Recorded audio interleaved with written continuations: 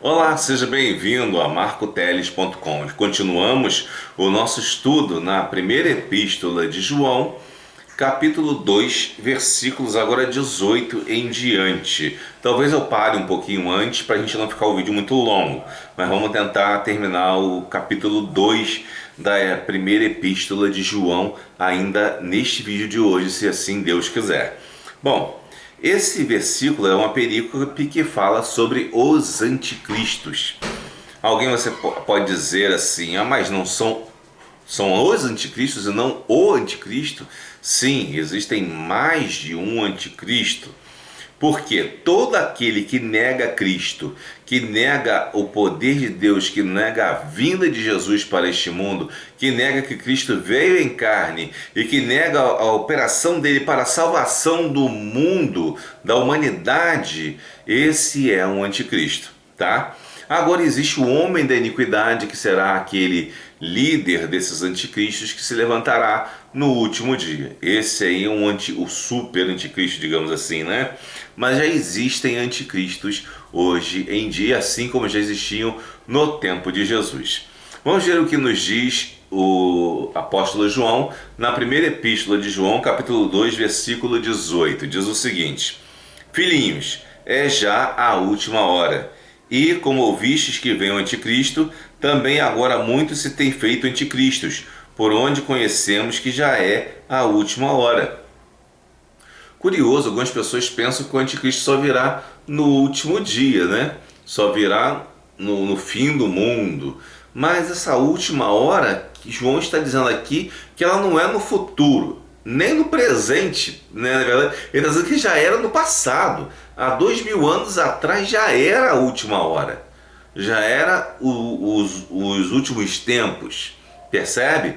Então os últimos tempos são aqueles tempos após da vinda de Jesus, quando o diabo vai tentar de tudo para enganar a igreja e fazer com que a igreja apostate da fé e tome conta do mundo e faça todo tipo de desgraça para levar almas para a perdição. Entretanto, enquanto a igreja se mantém fiel, o diabo não tem poder para consumar o homem da iniquidade. Pela fidelidade da igreja, que Jesus nos garante isso. Por quê? A igreja estando fiel, o Espírito Santo está na terra. Agora, quando a igreja se tornar apóstata, que isso vai acontecer um dia, mas nós não queremos que aconteça, obviamente, porque somos cristãos, servos de Deus, e queremos que a palavra de Deus seja pregada para mais e mais pessoas, para que um número maior de pessoas se arrependa, né? Aquela pessoa que diz assim, tomara que Deus volte logo, que Jesus volte logo, que acabe logo tudo com isso. Não, não é esse o desejo do cristão, embora o cristão almeje estar com Cristo. O cristão deve esperar que Deus nos dê tempo para evangelizar as pessoas que estão se perdendo. Essa é a ideia, esse deve ser também o alvo da vida de um cristão verdadeiro, né? E ele dizia que já era a última hora e que os anticristos já estavam lá, ou seja, essa última hora não se refere a um tempo futuro, quando houver, sei lá, uma grande tribulação e o anticristo for solto pelo mundo, qualquer coisa nesse sentido, o diabo for solto por 1000 anos. Não, isso não é isso que João está dizendo, né? Existem pelo menos duas correntes, né, de interpretação dos fins do tempo, né? As duas mais importantes. Tem uma terceira também, mas não é tão valorizada assim. Uma é o amilenismo e o outro é o pré-milenismo. O pré-milenismo ele é muito popular, né? Porque ele lê literalmente o Apocalipse, né? Diz que vai haver uma besta do mar e a besta é uma besta mesmo, e às vezes faz umas teorias de conspiração e que são instigantes até, né?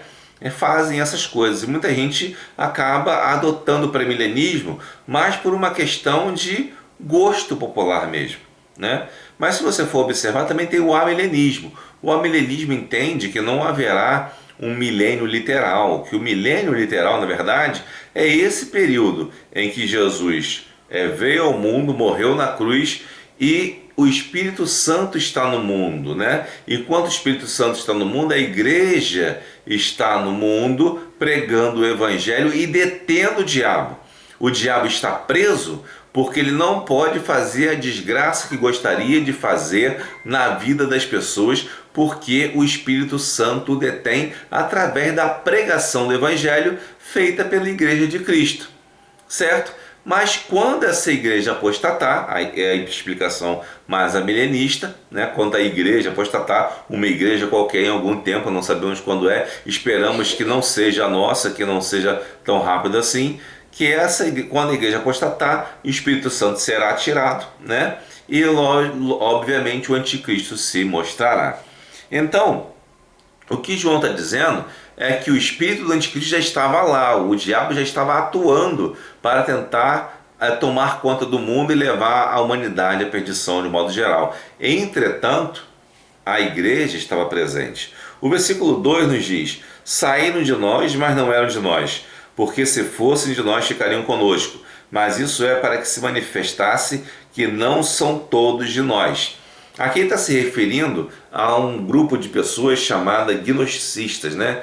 Que não acreditavam que Jesus tinha vindo em carne, acreditavam especialmente que Jesus fosse um espírito e que Jesus não morreu na cruz e coisas assim.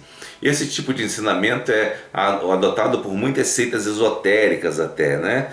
Que adotam ideias do gnosticismo. Inclui-se aí também um pouco da maçonaria, Rosa Cruz e coisas do tipo.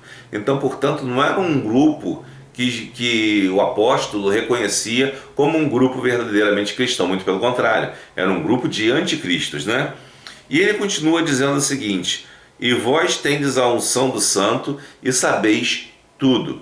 Ora, algumas pessoas saem da igreja porque estão encantadas pelas ideias do anticristo. Podem ser filosofias, podem ser ideologias políticas, pode ser qualquer coisa, mas a pessoa que tem a Cristo no seu coração, ela identifica essa pessoa, identifica essa falha e não é levada por qualquer vento de doutrina.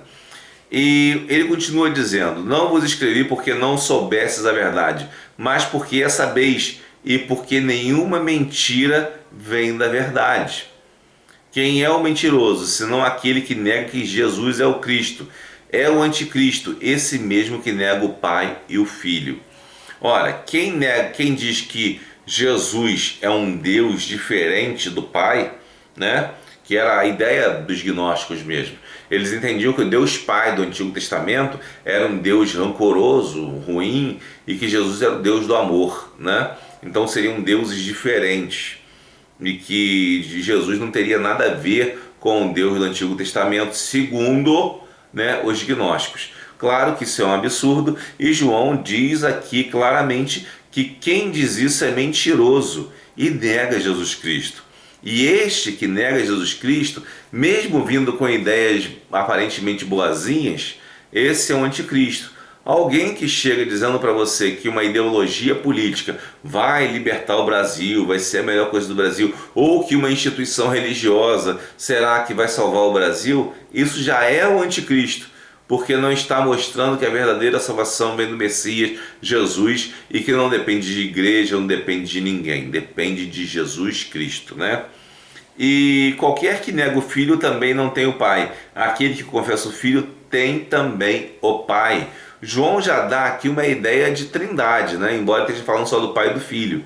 Porque está dizendo que o Filho e o Pai são a mesma coisa. Você não pode negar o Filho e concordar com o Pai ou vice-versa. Você tem que aceitar os dois como um só. Porque se você nega o Pai e nega o Filho, você está negando a mesma pessoa, percebe?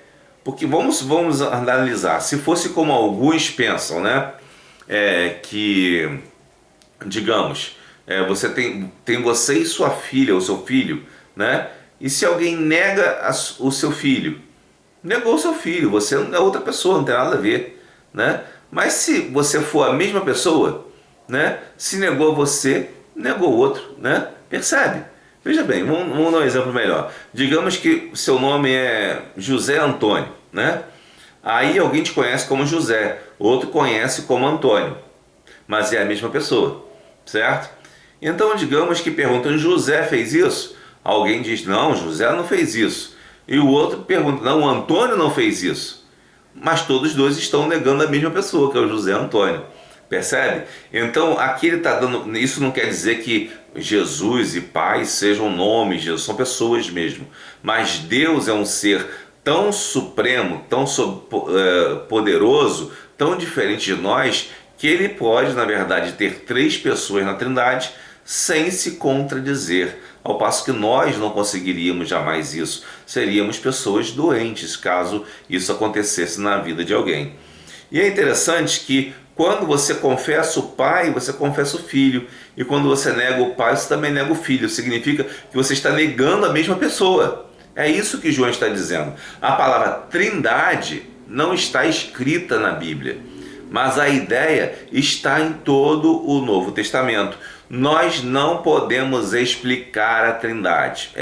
É impossível ao homem explicar, porque é uma coisa da natureza de Deus, que é uma natureza totalmente diferente da natureza mundana, da natureza física. É um mundo que está fora da nossa realidade, é um mundo espiritual. E nós nos comunicamos com essa realidade através da ação do Espírito Santo em nossas vidas. Mas nós não podemos compreendê-la com os nossos olhos carnais. Só vamos compreendê-la quando chegarmos no céu e encontrarmos o Pai e o Filho e o Espírito Santo.